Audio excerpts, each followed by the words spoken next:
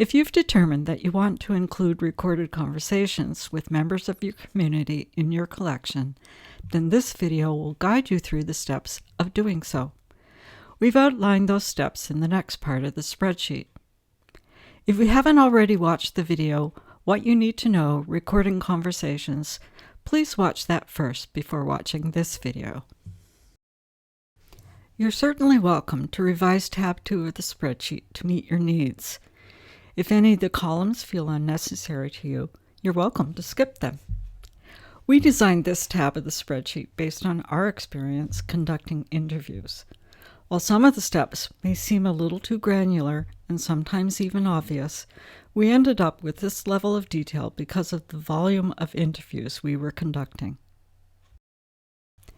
We ended up with a total of almost 30 interviews, and at any one time, we were juggling at least 4 to 6 of them in some stage of the process. We found that we needed this level of granularity to track exactly which interviews were in what part of the process. We'll go through all the steps described here. Then you can tailor this to a version that feels most useful to you. Go into the spreadsheet and look along the bottom for tab 2, Recording Conversations.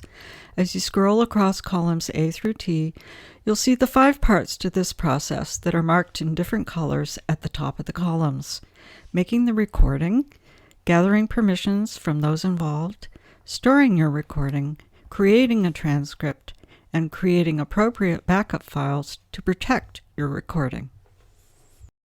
Columns A and B are fairly straightforward.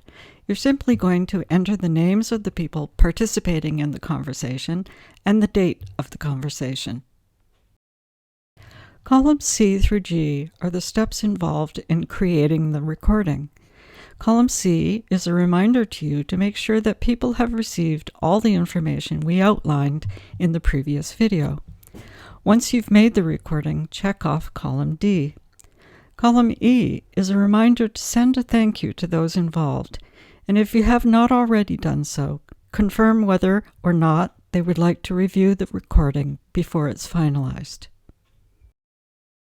If they're reviewing the interview, let them know what the next steps are. They can review either the recording itself or a written transcript.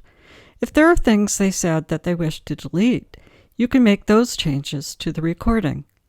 If there is any information that they want to add or expand on, you can create accompanying notes that live with the recording. They'll then sign a release to make the recording publicly available. If they choose to review the recording, then column F is simply intended as your way to keep track of the fact that you've sent them what they need to review the recording. If they feel no need to review the recording, you can skip this column. Column G is similarly only applicable if they've chosen to review the recording and have any changes they want to make. This column helps you keep track of whether you have completed those revisions yet. If it doesn't apply, you can skip it. Columns H through K are about gathering permissions for your use of the recording and helps you track where you are in this part of the process. When you send out the release form, check off column H. When you receive it back, check off column I. Column J is a reminder to file your very important signed releases where you can find them. And if, like us, you want paper copies as well, check off column K. Columns L through N help you keep track of the various digital copies of the recording that you need to save and where to save them. We chose to create a digital folder for each recording. Then, within that folder, we created a subfolder for master files, for access copies, and for the transcript. Sometimes we also had other documents, such as photos of the people involved or any documents they gave us, and we just stored those in the folder. Once you've done so, check off columns L, M, and N. Columns O, P, and Q help you keep track of the steps in creating a transcript for the recording. They prompt you to create the draft of the transcript, either using transcription software or by hand, finalize the transcript edits, and create a final PDF version, and then to file the transcript in the folder for that interviewee. As you do each of these steps, you can check off that column. Columns R, S, and T serve as a reminder to make 3 essential backup copies of your recording.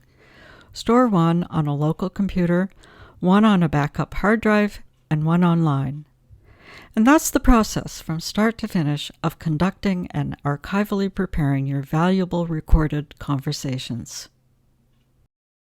You're now ready to go on to Chapter 4 and start with the introduction.